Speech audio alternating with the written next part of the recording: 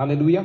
ದೇವರ ನಮಗೆ ಸ್ತೋತ್ರವಾಗಲಿ. ಅದ್ಭುತವಾಗಿರುವಂತಹ ಸಮಯ ದೇವರ ವಾಕ್ಯವನ್ನ ಕೇಳ್ಕೊಳ್ಳೋಣ. Creative word of God 9th week ನಲ್ಲಿ ನಾವಿದ್ದೇವೆ. ಕಳೆದ ವಾರ ನಾವು ಕಲ್ತ್ಕೊಂಡಿದ್ದಂತ ವಿಚಾರಗಳನ್ನ ನಾವು ಕಂಟಿನ್ಯೂ ಮಾಡ್ಕೊಂಡು ಹೋಗೋಣ. ಕಳೆದ ವಾರ ನಾವು ನೋಡ್ಕೊಂಡ್ರಿ 2 ವಾರದಲ್ಲಿ 7 ಒಂದು ಸಂಗತಿಗಳು ದೇವರ ವಾಕ್ಯದಿಂದ ನಾವು ಉಂಟಾಗುವುದು ಎಂಬುದಾಗಿ ನಾವು ನೋಡ್ಕೊಳ್ಬಹುದಾಗಿದೆ. ಮೊದಲನೇದಾಗಿ ದೇವರ ವಾಕ್ಯ ಬೆಂಕಿಯಾಗಿದೆ, ಎರಡನೇದಾಗಿ ದೇವರ ವಾಕ್ಯ ನೀರಾಗಿದೆ, ಮೂರನೇದಾಗಿ ದೇವರ ವಾಕ್ಯ ಬೆಳಕಾಗಿದೆ, ನಾಲ್ಕನೇದು ದೇವರ ವಾಕ್ಯ ಮಳೆಯಾಗಿದೆ, ಮತ್ತು ಐದನೇದು ದೇವರ ವಾಕ್ಯ ಬೀಜವಾಗಿದೆ, ಮತ್ತು ಆರನೇದು ದೇವರ ವಾಕ್ಯ ಬಂಡೆಯಾಗಿದೆ, ಮತ್ತು ಏಳನೇದು ದೇವರ ವಾಕ್ಯ ಕತ್ತಿಯಾಗಿದೆ ಎಂಬುದಾಗಿ ಈ ಎಲ್ಲ ಸಂಗತಿಗಳನ್ನ ನಾವು ನೋಡ್ಕೊಂಡಿದ್ದೇವೆ. ಈ ದಿನ ಕೂಡ ದೇವರು ಅನೇಕ ಒಂದು ವಿಚಾರಗಳನ್ನ ಮಾತಾಡ್ಲಿಕ್ಕಿದ್ದಾರೆ. ಯಾಕೆ ಕ್ರಿಯೇಟಿವ್ ವರ್ಡ್ ಆಫ್ ಗಾಡ್ ಅಂತ ನಾವು ಕ್ವಶನ್ ಮಾಡುವುದಾದ್ರೆ, ಕ್ರಿಯೇಟಿವ್ ವರ್ಡ್ ಆಫ್ ಗಾಡ್ ಮುಖಾಂತರವಾಗಿ ಒಂದು ಬಾರ್ನ್ ಅಗೇನ್ ಕ್ರಿಶ್ಚಿಯನ್, ಒಂದು ಆತ್ಮದಲ್ಲಿ ಹೊಸದಾಗಿ ಹುಟ್ಟಿರುವಂತ ವ್ಯಕ್ತಿ ತನ್ನ ಅಧಿಕಾರವನ್ನು ತಿಳಿದುಕೊಂಡು ತನ್ನ ಜೀವಿತವನ್ನ ದೇವರ ವಾಕ್ಯದ ಅನುಸಾರವಾಗಿ ಅದನ್ನು ನಡೆಸುತ್ತಾನೆ, ಮತ್ತು ಅದರಲ್ಲಿ ಇರತಕ್ಕಂಥ ಬಲವನ್ನ ಅವನೇನ್ ಮಾಡ್ತಾನಂತೆ ಅವನು ಅರ್ಥ ಮಾಡಿಕೊಂಡು ಉಪಯೋಗ ಮಾಡುವುದಕ್ಕೆ ದೇವರ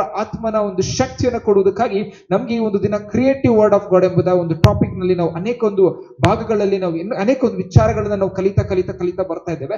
ಈ ದಿನ ಕೂಡ ಅನೇಕ ಒಂದು ವಿಚಾರಗಳನ್ನ ದೇವರು ನಮಗೆ ಕೂಡ ಮಾತಾಡ್ಲಿಕ್ಕಿದ್ದಾರೆ. ನೋಡ್ರಿ, ಯಾವಾಗ ಕ್ರಿಯೇಟಿವ್ ವರ್ಡ್ ಅಂತ ಹೇಳಿ ಅದು ಒಂದು ವಾಕ್ಯ ಬರ್ತದೆ, ಯಾವಾಗ ನಾವು ಅರ್ಥ ಮಾಡ್ಕೊಳ್ಬೇಕು, creative means that has the power to create ಎಂಬುದಾಗಿ, ಅದು ಒಂದು ಕಾರ್ಯ ಮಾಡುವಂತ ಶಕ್ತಿ ಅದರಲ್ಲಿ ಇದೆ ಎಂಬುದಾಗಿ ನಾವು ಅರ್ಥ ಮಾಡ್ಕೊಳ್ಬಹುದಾಗಿದೆ. ಹಾಗಾಗಿ ದೇವರ ವಾಕ್ಯ ನಮ್ಗೆ ಸುಮ್ಮನೆ ಕೊಡಲ್ಪಟ್ಟಿಲ್ಲ, ದೇವರ ವಾಕ್ಯ ಸುಮ್ಮನೆ ಒಂದು ಪೇಪರ್ ಅಲ್ಲಿ ಬರೆದಿ ಕೊಡಲ್ಪಟ್ಟಿಲ್ಲ, ಆದ್ರೆ ಅದು ಆತ್ಮದಲ್ಲಿ ಬರೆದಿರುವಂತ ವಾಕ್ಯಗಳು, ಅದು ಕಾರ್ಯ ಮಾಡುವಂತ ವಾಕ್ಯಗಳು, ಅದರಲ್ಲಿ ಶಕ್ತಿ ಇರುವಂತ ವಾಕ್ಯಗಳು, ಅದು ಬಿಡುಗಡೆನ ಮಾಡುವಂತ ವಾಕ್ಯಗಳು, ಸ್ವಸ್ಥತೆಯನ್ನ ಮಾಡುವಂತ ವಾಕ್ಯಗಳು, ದೊಡ್ಡ ದೊಡ್ಡ ಕಾರ್ಯಗಳನ್ನ ಮಾಡುವಂತ ವಾಕ್ಯಗಳು, ಅನೇಕ ಒಂದು ವಿಚಾರಗಳಲ್ಲಿ ನಮಗೆ ದೇವರ ಶಕ್ತಿಯನ್ನ ತಿಳಿಸುವಂಥದ್ದು, ತೋರಿಸುವಂಥದ್ದು, ಮಾಡುವಂತ ಶಕ್ತಿ ದೇವರ ವಾಕ್ಯದಲ್ಲಿ ಅಡಕವಾಗಿದೆ. ಆದ್ರೂ ಯಾರಿಗೆ ಗೋಚರವಾಗ್ತದೆ ಅಂದ್ರೆ, ಯಾರು ತೆಗೆದು ಓದ್ತಾರೆ, ಯಾರು ಅರ್ಥ ಮಾಡಿಕೊಳ್ತಾರೆ, ಯಾರು ಅದರಂತೆ ನಡೀತಾರೆ, ಯಾರು ಅದನ್ನ ಕೈಗೊಳ್ತಾರೆ, they will abundantly receive the word of God, the power of God in their lives ಎಂಬುದಾಗಿ ಅರ್ಥ ಮಾಡ್ಕೊಳ್ಳೋದು. ಹಾಲೆಲೂಯಾ. ಈ ಒಂದು ದಿನ ಕೂಡ let us go step by step, ಈಗ ಹೇಗೆ ನಮ್ಮ ಒಂದು ದೇವರ ವಾಕ್ಯ ನಮ್ಮ ಜೀವಿತದಲ್ಲಿ ಕಾರ್ಯ ಮಾಡ್ತದೆ ಎಂಬುದಾಗಿ ನಾವು ನೋಡ್ಕೊಳ್ಳೋದು. ನೋಡ್ರಿ the word of God which is written on the walls ಎಂಬುದಾಗಿ. ಹೇಗೆ ಅಂದ್ರೆ, ಬೆಲ್ತಶಾಜರ್ ದೊಡ್ಡದಾದಂತ ಒಂದು ಏನ್ ಮಾಡ್ತಾ ಇರ್ತಾನೆ, ಒಂದು ಔತಣವನ್ನ ಸಿದ್ಧಪಡಿರ್ತಾನೆ. ಅವನಲ್ಲಿ ಏನ್ ಮಾಡ್ತದೆ, ಕೈಗಳು ಬಂದು ವಾಕ್ಯವನ್ನ ಬರೀತಾ ಇದೆ ಎಂಬುದಾಗಿ ನಾವು ನೋಡ್ಕೊಳ್ಬಹುದಾಗಿದೆ. when the word of God is written on the walls that brought the judgment on the Babylon empire ಎಂಬುದಾಗಿ, ಒಂದು ರಾಜ್ಯದ ಮೇಲೆ ಏನಾಯ್ತು ಅಂತ ದೇವರು ನ್ಯಾಯ ತೀರ್ಪು ತರುವಾಗ ಅವರು ಗೋಡೆ ಮೇಲೆ ಬರೀತಾ ಇರಬೇಕು. ಅವಾಗ ಕೈಗಳು ಬಂದು ಬರೆದು ಅಲ್ಲಿ ಒಂದು ನೋಡ್ಕೊಳ್ಬಹುದಾಗಿದೆ, ಸಾಯ್ತಾನೆ ಎಂಬುದಾಗಿ ದೇವರ ಪ್ರವಾದನ ಮುಖಾಂತರವಾಗಿ ಅಲ್ಲಿ ಹೇಳಿದ್ದನ್ನ ನಾವು ನೋಡ್ಕೊಳ್ಳಿ. ಯಾಕೆಂದ್ರೆ ಬೆಲ್ತೆಶಾಜರ್ ಮಾಡಿದಂತ ತಪ್ಪು ಏನು ಅಂತಂದ್ರೆ, ನಾವು ನೋಡ್ಕೊಳ್ಬಹುದಾಗಿದೆ ದಾನಿಯೇಲನ 5ನೇ ಒಂದು ಅಧ್ಯಾಯದಲ್ಲಿ, ಅವರು ಎಲ್ಲಿ ದೇವಾಲಯದಲ್ಲಿ ಯೆರೂಸಲೇಮಿನಲ್ಲಿ ಇದ್ದಂತ ದೇವಾಲಯದಲ್ಲಿ ಪಾಪ ನಿವಾರಣೆ ಮಾಡುವಂತ ಆ ಒಂದು ಪರಿಶುದ್ಧವಾಗಿರುವಂತ ಪಾತ್ರೆಗಳಲ್ಲಿ ಹೊಲಸಾದಂತ ಒಂದು ದ್ರಾಕ್ಷರಸವನ್ನು ಹಾಕಿಕೊಂಡು ಕುಡಿದು ಕುಪ್ಪಳಿಸಿ ಆರಾಮಾಗಿ ಒಂದು ಫೀಸ್ಟ್ ಅನ್ನ ಎಂಜಾಯ್ ಮಾಡ್ತಾ ಇದ್ರು. ದೇವರಿಗೆ ಇದನ್ನ ತಾಳ್ಕೊಳಕ್ಕಾಗಲ್ಲ, ಜಡ್ಜ್ಮೆಂಟ್ ಅವತ್ತೇ ತಂದು ಬಿಟ್ರು ಎಂಬುದಾಗಿ ನಾವು ನೋಡ್ಕೊಳ್ಬಹುದಾಗಿದೆ. ಆ ರೀತಿಯಲ್ಲಿ ಪರಸ್ಯ ರಾಜನು ಬರ್ತಾನೆ, ಸೈರಸ್ ಬರ್ತಾನೆ, ಕೊರೇಷನು ಬರ್ತಾನೆ. ಕೊರೇಷನು ಏಷ್ಯಾನ 45ನೇ ಗ್ರಂಥದಲ್ಲಿ ಅವನ ಬಗ್ಗೆ ಪ್ರವಾದನೆ ಆಗಿತ್ತು. ಆದ್ರೆ ದಾನಿಯೇಲ ಬರುವಂತ ಟೈಮ್ ನಲ್ಲಿ ಸುಮಾರು ಎಷ್ಟು ವರ್ಷಗಳು ಅಂತಂದ್ರೆ 150 ವರ್ಷಗಳು ಆದ್ಮೇಲೆ ದಾನಿಯೇಲನು ಬಂದು ಅವನ ಒಂದು ಪ್ರವಾದನೆ ನೆರವೇರುವ ತರ ಅವರು ಮಾತಾಡ್ತಾ ಇದ್ದಾರೆ. ಯಾಕೆಂದ್ರೆ ಸೈರಸ್ ಬಂದು ಬ್ಯಾಬಿಲೋನ್ ಕ್ಯಾಪ್ಚರ್ ಮಾಡ್ಕೊಳ್ತಾರೆ. ಹಾಲೆಲೂಯಾ. ಇದೆಲ್ಲ ನಾವು ನೋಡ್ಕೊಳ್ಬಹುದಾಗಿದೆ. ಯಾಕೆ ಅಂತಂದ್ರೆ, if you don't know the word of God, you cannot understand past, you cannot understand present, you cannot understand future. You are nowhere if you are not understanding the word of God. ದೇವರ ವಾಕ್ಯ ನಿಮಗೆ ಅರ್ಥವಾಗದಾದ್ರೆ you will understand, you have a better understanding, you have wisdom ಎಂಬುದಾಗಿ ಅರ್ಥ ಮಾಡ್ಕೊಳ್ಬಹುದಾಗಿದೆ. Hallelujah. ಆ wisdom ಬರ್ಬೇಕಂತಂದ್ರೆ first you need to understand knowledge ಎಂಬುದಾಗಿ. Hallelujah. ಒಂದು ನಾಲೆಜ್ ನಮ್ಗೆ ಇರಬೇಕಾಗಿದೆ. ಆ ರೀತಿಯಲ್ಲಿ ಸೈರಸ್ ಬರ್ತಾರೆ, ಟೇಕ್ ಓವರ್ ಮಾಡ್ತಾರೆ. ಆ ರೀತಿಯಲ್ಲಿ ದೇವರು ಯಾವಾಗ ಗೋಡೆ ಮೇಲೆ ಬರೆದ್ರು ನ್ಯಾಯ ತೀರ್ಪು ಬಂತು. Hallelujah. The word of God came upon the walls that brought judgment upon Babylon. ಈ ಒಂದು ದಿನ ದೇವರು ನಮ್ಮ ಹತ್ರ ಮಾತಾಡ್ತಾ ಇದ್ದಾರೆ, ಈಗ ನಾನು ವರ್ಡ್ ಆಫ್ ಗಾಡ್ ನಾನು ಬರೀತೇನೆ, ಈಗ ನಾನು ವಾಕ್ಯವನ್ನ ಬರೀತೇನೆ, not on the walls but on the hearts. Hallelujah. ನಾನು ಗೋಡೆ ಮೇಲೆ ಬರೆಯೋದಿಲ್ಲ, ನಾನು ಹೃದಯದಲ್ಲಿ ಬರೀತೇನೆ. ಯಾವಾಗ ದೇವರು ಹೃದಯದಲ್ಲಿ ಬರೀತಾರೆ, it makes our heart soft. Hallelujah. It makes our heart like child, it makes our heart like submissive, repenting, that obeying God, understanding His commandment. Hallelujah. ನಾವು ನೋಡ್ಕೊಂಡಿದ್ದೇವೆ ಯಾವಾಗ ಆ ಮಳೆ ಹೇಗೆ ಭೂಮಿಯನ್ನು ಹದ ಮಾಡ್ತದೆ, ತೋಯಿಸ್ತದೆ, ಸಾಫ್ಟ್ ಮಾಡ್ತದೆ. ಯಾಕೆ ಬೀಜ ಫಲ ಕೊಡಬೇಕು.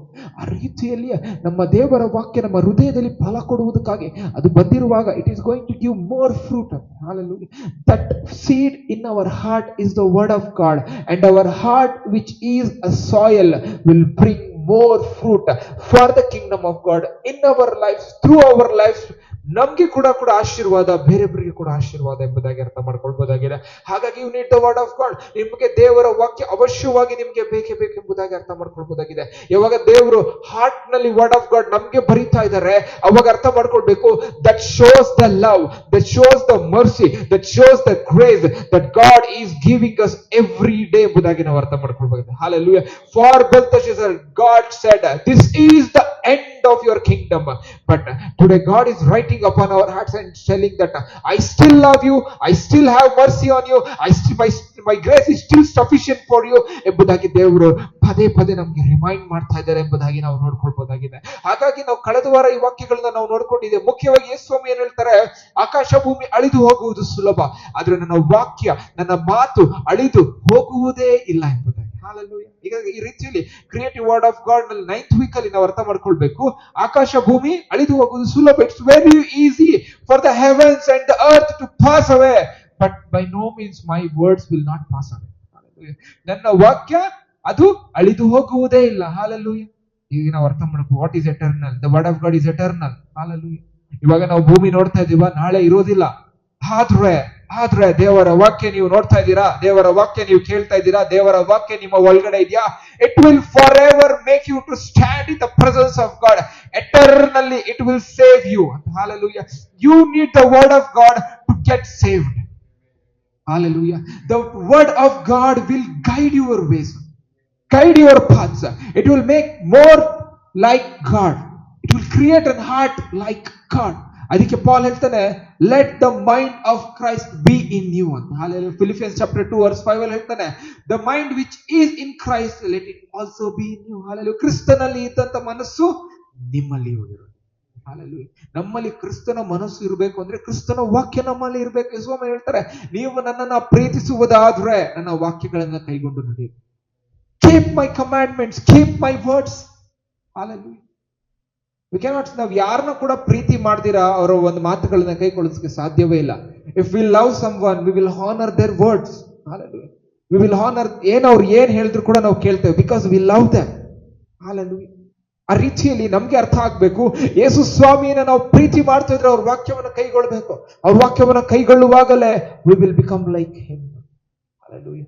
That is what the whole Bible says, that you are an image of God. Hallelujah. ಅದಕ್ಕೆ ನಾವು ಅರ್ಥ ಮಾಡ್ಕೊಳ್ಬೇಕು, ನಾವು ಇಮೇಜ್ ಹಾಕಿದ್ರೆ ನಾವೇನ್ ರೆಪ್ರೆಸೆಂಟ್ ಮಾಡ್ತಿದ್ದೇವೆ. We need to represent that divinity. ಆ ದೇವರ ಒಂದು ಪರಿಶುದ್ಧತ್ವ ಇರ್ಬೋದು, ಒಂದು ದೈವತ್ವ ಇರ್ಬೋದು, ದೇವರ ಒಂದು ರೀತಿಯಲ್ಲಿ ನಾವು ನೋಡ್ಕೊಳ್ಳುವುದಾದ್ರೆ ಹೋಲಿನೆಸ್ ಇರ್ಬೋದು, ಒಂದು ರೈಚಸ್ನೆಸ್ ಇರ್ಬೋದು. ಇದನ್ನೆಲ್ಲ ನಾವು ರೆಪ್ರೆಸೆಂಟ್ ಮಾಡಬೇಕು, ಈ ಲೋಕಕ್ಕೆ ತಿಳಿಸಬೇಕು. ಕ್ರಿಸ್ತನು ಯಾರು, ಕ್ರಿಸ್ತನು ಯಾಕೆ ಬಂದಿದ್ರು, ಯಾಕೆ ಸತ್ರು, ಯಾಕೆ 3 ದಿನ ಸಮಾಧಿಯಲ್ಲಿ ಇಡಲ್ಪಟ್ರು, ಮತ್ತೆ 3ನೇ ದಿನ ಎದ್ರು, ಪರಲೋಕ ರಾಜ್ಯಕ್ಕೆ ಹೋಗಿದ್ದಾರೆ, ಬರ್ತಾ ಇದ್ದಾರೆ. We are the witness. We are the witness, not ಏನಂತ ಹೇಳ್ಬೋದು, ಒಂದು ಫಾಲ್ಸ್ ವಿಟ್ನೆಸ್ ಅಲ್ಲ, ಇದು ಟ್ರೂ ವಿಟ್ನೆಸ್. ಯಾಕೆ ಅಂತಂದ್ರೆ still his message is so much powerful as it was back in 2000 years ago. It is still powerful because the word of God is true. Hallelujah. ಹಾಗಾಗಿ ವಾಕ್ಯವನ್ನ ನಾವು ಕಂಟಿನ್ಯೂ ಮಾಡ್ಕೊಂಡು ಹೋಗುವಾಗ ಇವತ್ತು ಒಂದು 9th ವೀಕ್ ನಲ್ಲಿ ದೇವರು ನಮ್ಗೆ ಏನು ವಾಕ್ಯವನ್ನ ಕೊಡ್ತಾ ಇದ್ದಾರೆ ನಾವು ನೋಡ್ಲಿಕ್ಕೆ ಹೋಗೋಣ. ಎಜ್ಕೇಲನು 3ನೇ ಅಧ್ಯಾಯ 1ರಿಂದ 3 ವಚನಗಳು ವಾಕ್ಯ ರೀತಿಯಲ್ಲಿ ಹೇಳ್ತದೆ, ಆತನು ನನಗೆ, ನರಪುತ್ರನೇ, ನಿನಗೆ ಸಿಕ್ಕಿದ ಈ ಸುರುಳಿಯನ್ನು ತಿನ್ನು, ಇದರಲ್ಲಿನ ಸಂಗತಿಗಳನ್ನು ಇಸ್ರಾಯೇಲ್ ವಂಶದವರಿಗೆ ಸಾರು ನಡೆ ಎಂದು ಅಪ್ಪಣೆ ಕೊಟ್ಟನು. ನಾನು ಬಾಯಿ ತೆರೆಯಲು ಆತನು ಆ ಸುರುಳಿಯನ್ನು ನನಗೆ ತಿನ್ನಿಸಿದನು. ಆಗ ಆತನು ನನಗೆ, ನರಪುತ್ರನೇ, ನಾನು ಕೊಡುವ ಈ ಸುರುಳಿಯನ್ನು ತಿಂದು ಹೊಟ್ಟೆ ತುಂಬಿಸಿಕೊ ಎಂದು ಹೇಳಲು ಅದನ್ನು ತಿಂದು ಬಿಟ್ಟೆನು. ಅದು ನನ್ನ ಬಾಯಲ್ಲಿ ಜೇನಿನಂತೆ ಸಿಹಿಯಾಗಿತ್ತು ಎಂಬುದಾಗಿ. ಹಲ್ಲೆಲೂಯಾ. ಇಲ್ಲಿ ದೇವರು ಒಂದು ಸ್ಕ್ರಾಲ್ ಅನ್ನ ತೋರಿಸ್ತಾ ಇದ್ದಾರೆ ಎಜಿಕೇಲ್ಗೆ. ಒಂದು ಸುರುಳಿಯನ್ನ ತೋರಿಸ್ತಾ ಇದ್ದಾರೆ. ಆ ಸುರುಳಿಯನ್ನ ನೀನೇನ್ ಮಾಡು, ಬಾಯಿ ತೆಗೆದಿತ್ತು. ಹಲ್ಲೆಲೂಯಾ. ನಿಜವಾಗ್ಲೂ ಆ ಒಂದು ಸುರುಳಿಯನ್ನು ತಿನ್ಬೇಕಾಗಿತ್ತು, ಸುರುಳಿ ಸ್ಕ್ರಾಲ್ ನ ತಿನ್ಬೇಕಾಗಿತ್ತು. ಹಾಲೆಲೂಯಾ. ಇವನೊಂದು ವಿಷನ್ ಅನ್ನ ತೋರ್ತಾ ಇದ್ದಾನೆ ಎಜಿಕೇಲ್. ಎಲ್ಲಿ ಅಂತಂದ್ರೆ ಇವನು ಕ್ಯಾಪ್ಚರ್ ಆಗಿರುವಂತ ಟೈಮ್ ನಲ್ಲಿ, ಜೆರುಸಲೇಮ್ ಕ್ಯಾಪ್ಚರ್ ಆಗಿರುವಂತ ಒಂದು ಟೈಮ್ ನಲ್ಲಿ ಇವನಿಗೆ ಒಂದು ದರ್ಶನ ಬರ್ತಾ ಇದೆ. Hallelujah. The beginning ministry of Ezekiel. ಎಜ್ಕೇಲನ ಒಂದು ಪ್ರವಾದನೆ, ಒಂದು ಸೇವೆ ಸ್ಟಾರ್ಟ್ ಆಗೋದಕ್ಕಿಂತ ಮುಂಚೆ ದೇವರು ಅವನ ಬಾಯಿಯ ಒಳಗಡೆ ಸುರುಳಿನ ತಿನ್ನಿಸ್ತಾ ಇದ್ದಾರೆ. ಹಾಲೆಲೂಯ. ಹೇಗ್ ತಿನ್ಬೇಕಂತೆ? ಹೊಟ್ಟೆ ತುಂಬಾ ತಿನ್ಬೇಕು. ಹಾಲೆಲೂಯ. ಇದು ಏನ್ ಮೀನ್ ಮಾಡ್ತಾ ಇದೆ ಅಂತಂದ್ರೆ, ಹೇಗೆ ಎಜ್ಕೇಲನು ಸುರಳಿಯನ್ನ ತಿಂತಾ ಇದ್ದಾನೆ, ಅದು ಸಿಹಿಯಾಗಿತ್ತು ಅವನ ಬಾಯಲ್ಲಿ, ಅದು ಅವನ ಹೊಟ್ಟೆ ಒಳಗಡೆ ಹೋಯ್ತು, ಅದು ಅವನ ಹೊಟ್ಟೆ ತುಂಬಿಸ್ಕೊಳ್ತಾ ಇದ್ದಾನೆ. ದೇವರು ಅದನ್ನ ಅವನಿಗೆ ತಿನ್ನಿಸ್ತಾ ಇದ್ದಾರೆ, ಅದನ್ನ ತಿನ್ನು ಅಂತ ಹೇಳ್ತಾ ಇದ್ದಾರೆ. ಇದನ್ನು ತಿಂತಾ ಇದ್ದಾನೆ. ಯಾಕೆ ಅಂತಂದ್ರೆ ಅವನ ಒಳಗಡೆ ಹೋಗ್ತಾ ಇರುವಂತಹ ವರ್ಡ್ ಆಫ್ ಗಾಡ್ ನಮ್ಮ ಒಳಗಡೆ ಕೂಡ ಹೋಗ್ಬೇಕು. Because it started his ministry. Hallelujah. This is the introduction of his ministry. Hallelujah. ನಾವು ಎಲ್ಲವರಿಗೂ ನೋಡ್ಕೊಳ್ಬಹುದಾಗಿದೆ. ಒಂದೊಂದು ಪ್ರಾಫಿಟ್ಗೆ ಡಿಫ್ರೆಂಟ್ ಕಾಲಿಂಗ್ ಬರೋದನ್ನ ನಾವು ನೋಡ್ಕೊಳ್ಬಹುದಾಗಿದೆ. ಇಲ್ಲಿಂದ ಸ್ಟಾರ್ಟ್ ಆಯ್ತು ಎಜಿಕಿಯಲ್ ಪ್ರೊಫೆಟಿಕ್ ಮಿನಿಸ್ಟ್ರಿ. ಮುಂದೆ ಬರೆಯುವುದೆಲ್ಲ prophecy, because he ate the word of God first. Hallelujah. ನಾವು ಕೂಡ ದಿನ ಬೆಳಿಗ್ಗೆ ಎದ್ದಿ ದೇವರ ವಾಕ್ಯವನ್ನು ಊಟ ಮಾಡಬೇಕು, ತಿನ್ಬೇಕು. The more you read, the more it feeds. Hallelujah. The more result are in your life. Hallelujah. The word of God will come out of your mouth. Hallelujah. And when you are reading, the word of God will go into your mouth, into your spirit, into your heart, into your mind, and it will give a result of a good man, good person. Hallelujah. And the word of God which is coming out of your mouth, it will bring spring, the living waters. Hallelujah. ಅದಕ್ಕೆ ದೇವರು ಹೇಳ್ತಾ ಇದ್ದಾರೆ, ನೀ ಎಷ್ಟು ತಿಂತೀಯ, ದೇವರ ವಾಕ್ಯವನ್ನ ನೀವು ತಿಂತಾ ಇರ್ತೀರಾ, ಓದ್ತಾ ಇರ್ತೀರಾ, that much it will make you a new creation. Hallelujah. God loves you to see you as a new creation, a redeemed, a sanctified creation. Hallelujah. Why? You are break free from the sin, you are break free from this world, and you are free for God. Hallelujah. Hallelujah. ಇವಾಗ ನೋಡಿ, ಅರ್ಥ ಮಾಡ್ಕೊಳ್ರಿ. ಒಂದು ಚಿಕ್ಕ ಮಗು ಅವ್ರ ಡ್ಯಾಡಿಗಾಗಿ ದಿನ ಎಲ್ಲ ಕಾಯ್ತಾ ಇರುತ್ತೆ. ಇವಾಗ ಅವ್ರ ಡ್ಯಾಡಿ ಬರ್ತಾರೆ, 6 o'clock in the evening he comes and says, my son, my daughter, I am free now, we can play. Hallelujah. I am free.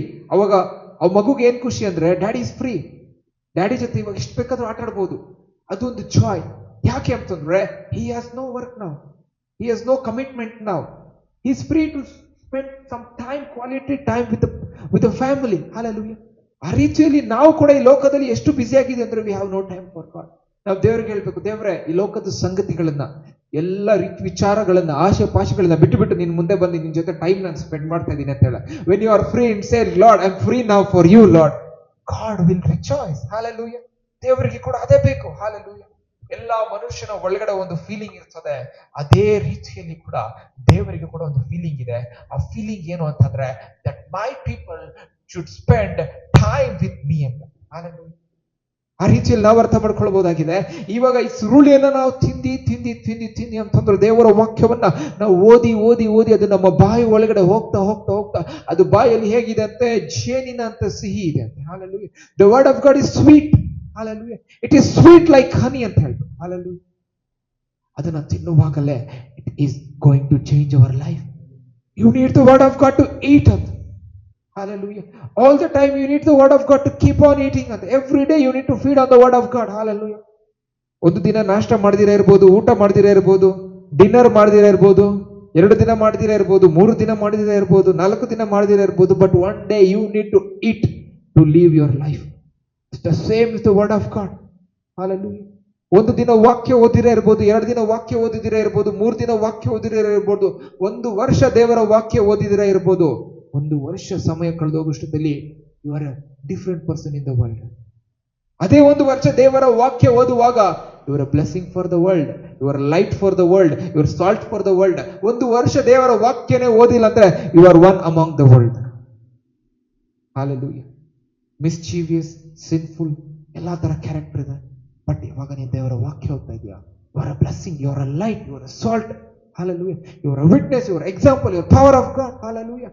You have God's access to work in your life.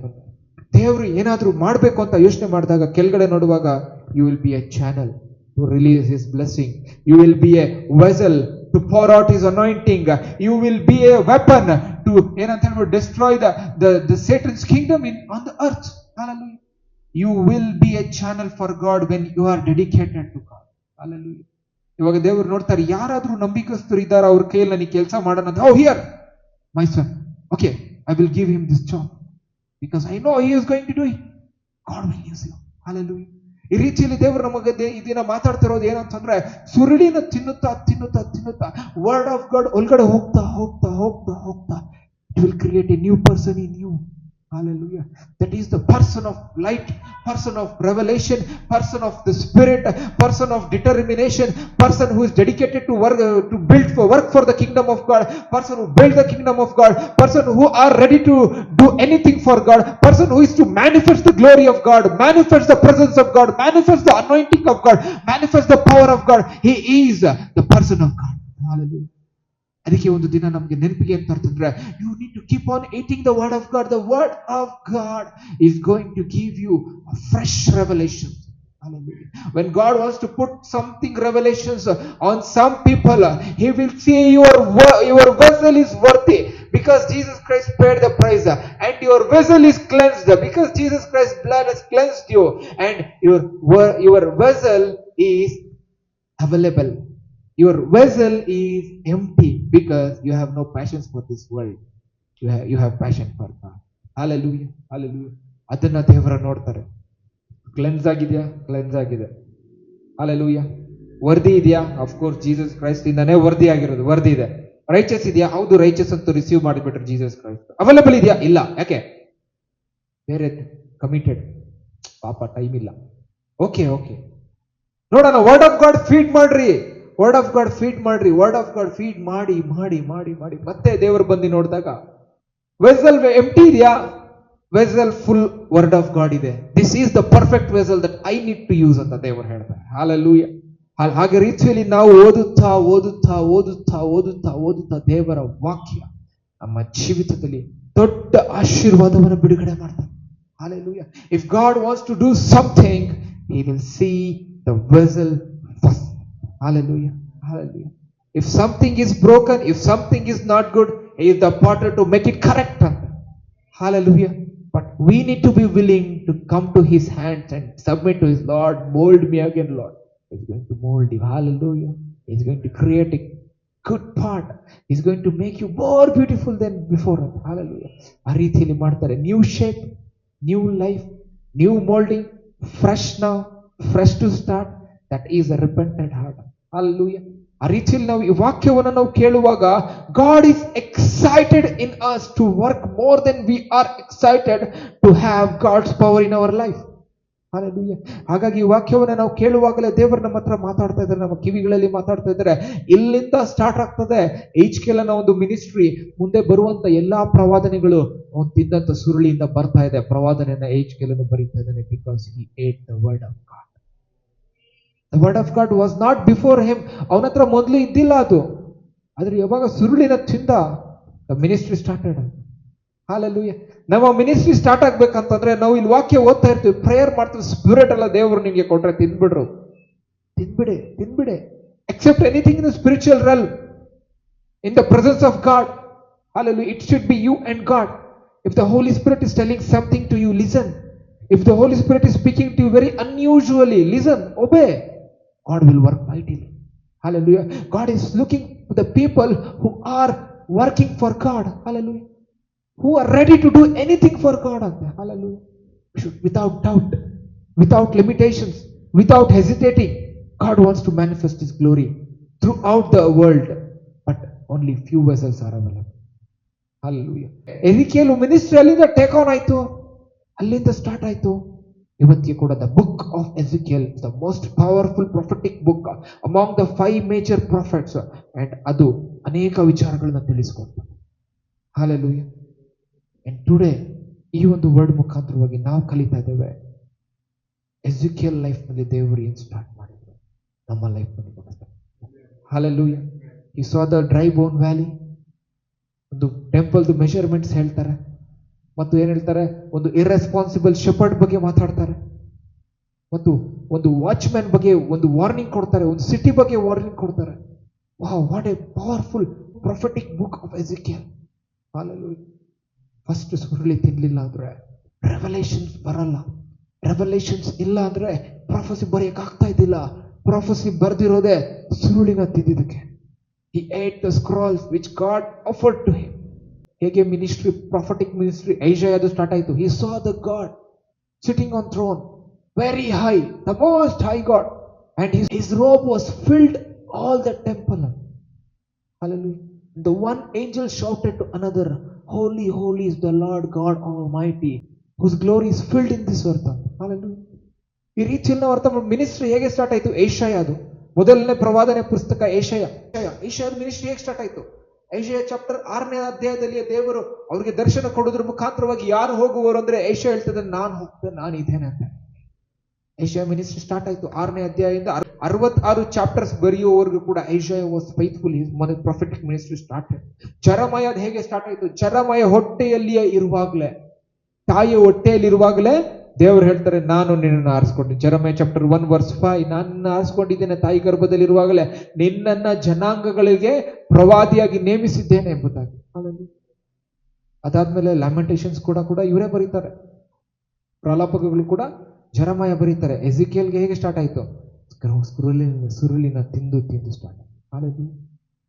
ಆ ರೀತಿಯಲ್ಲಿ ನಾವು ನೋಡ್ಕೊಳ್ಬಹುದಾಗಿದೆ ಹೇಗೆ prophetic ministry start ಆಯಿತು. ನಾವು ಕೂಡ ಸುರುಳಿಗಳನ್ನ ತಿನ್ನಬೇಕು.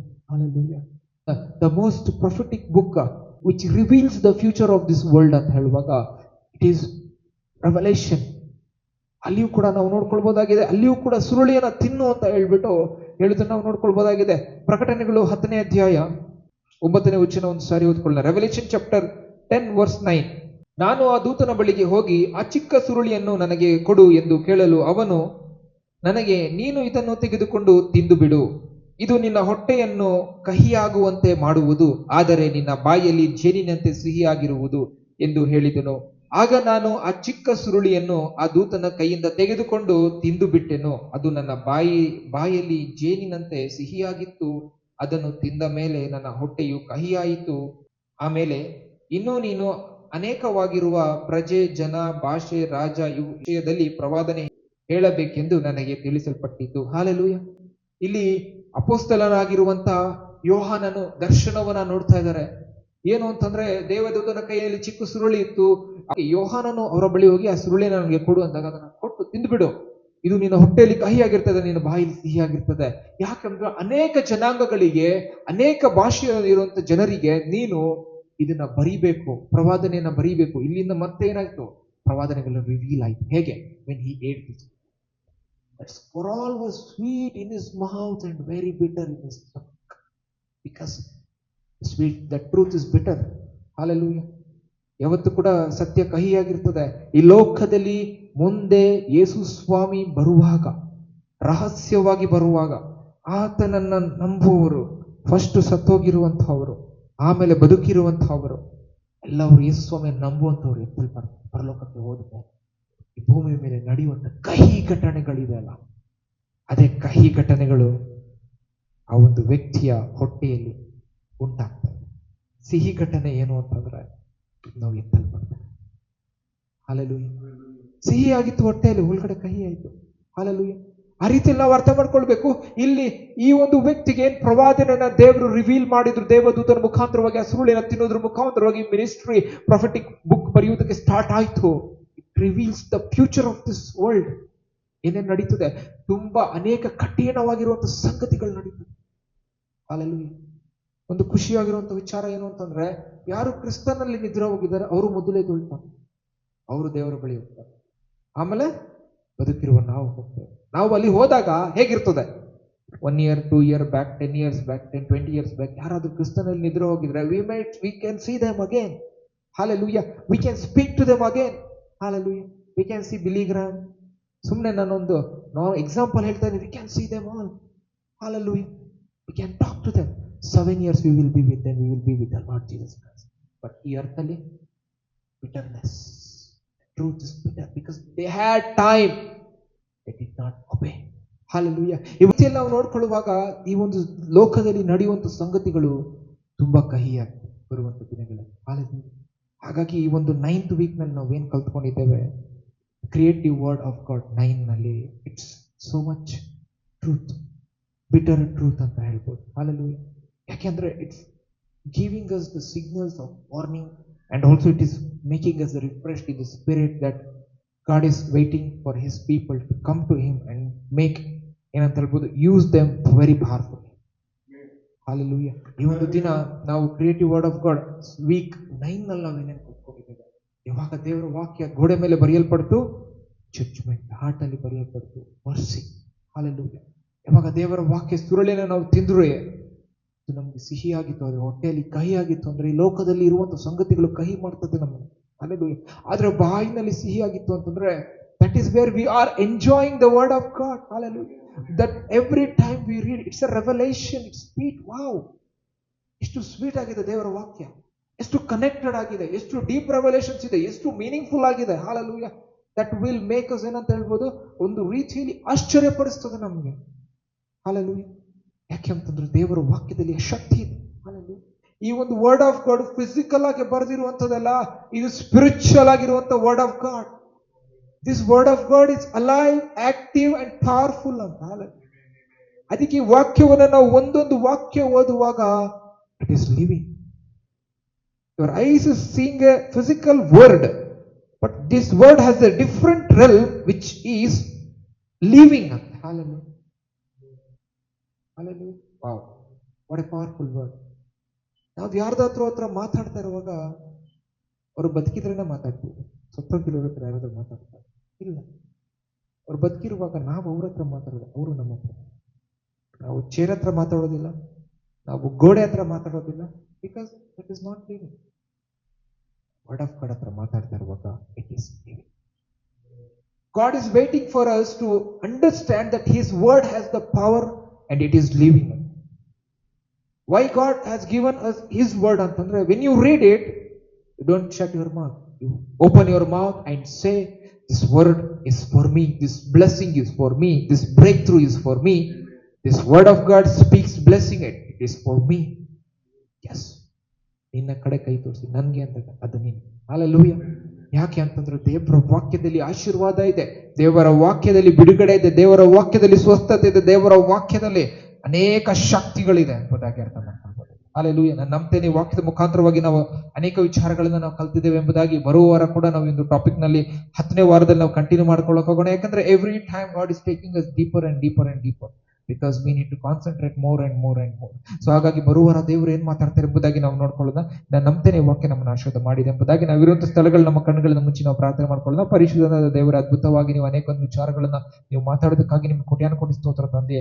ದೇವರ ಕರ್ತನ ಸ್ವಾಮಿಯಪ್ಪ, ನೀನು ಒಂದು ಸುರಳಿಯನ್ನ ನಾವು ತಿನ್ನುವಂತೆ, ಅದರಲ್ಲಿ ಇರುವಂತಹ ರಹಸ್ಯಗಳನ್ನು ನಾವು ತಿಳಿಯುವಂತೆ ಅಪ್ಪ, ಜೇನಿನಂತೆ ಸಿಹಿಯಾಗಿರುವಂತ ನಿನ್ನ ವಾಕ್ಯದಲ್ಲಿ ದೇವರ ಸ್ವಾಮಿಯಪ್ಪ ಅಪ್ಪ ಕರ್ತನೆ ನಾವು ಸ್ವಾಮಿ ತೃಪ್ತಿ ಹೊಂದುವಂತೆ ದೇವರ ಈ ಲೋಕದಲ್ಲಿ ಅಪ್ಪ ನೀನೊಂದು ಪರ್ಫೆಕ್ಟ್ ವೆಸಲ್, ಈ ಲೋಕದಲ್ಲಿ ಕರ್ತನೆ ಅಪ್ಪ ದೇವರ ನಿನ್ನಗೆ ದೇವರ ಕರ್ತನೆ ಬಳಕೆ ಆಗುವಂತ ಒಂದು ಸಾಧನವಾಗಿ ನಮ್ಮನ್ನ ಮಾರ್ಪಡಿಸಬೇಕಾಗಿ ನಾವು ಪ್ರಾರ್ಥಿಸ್ತೇನೆ ಕರ್ತನೆ. ಯಾರ್ಯಾರು ಈ ವಾಕ್ಯವನ್ನು ನೋಡಿದ್ದಾರೆ ಅಪ್ಪ, ನೀನು ವಾಕ್ಯದ ಅಪಕರ್ತನೆ ಸತ್ಯಾಂಶದಲ್ಲಿ ಹೇರಳವಾಗಿ ಅವ್ರನ್ನ ಆಶೀರ್ವದಿಸಬೇಕಾಗಿ ದೇವರ ಸ್ವಾಮಿ ಇಲ್ಲಿವರೆಗೂ ನೀವು ನಡೆಸ್ತಾ ಬಂದದಕ್ಕಾಗಿ ನಿಮ್ಗೆ ಕೋಟ್ಯಾನುಕೋಟಿ ಸ್ತೋತ್ರವನ್ನು ಸಲ್ಲಿಸ್ತೇವೆ. ಯೇಸು ಕ್ರಿಸ್ತನ ಮುಂದಾದ ನಮ್ಮಲ್ಲಿ ಪ್ರಾರ್ಥಿಸ್ತೇವೆ ತಂದೆ ದೇವರೇ, ಆಮೆನ್.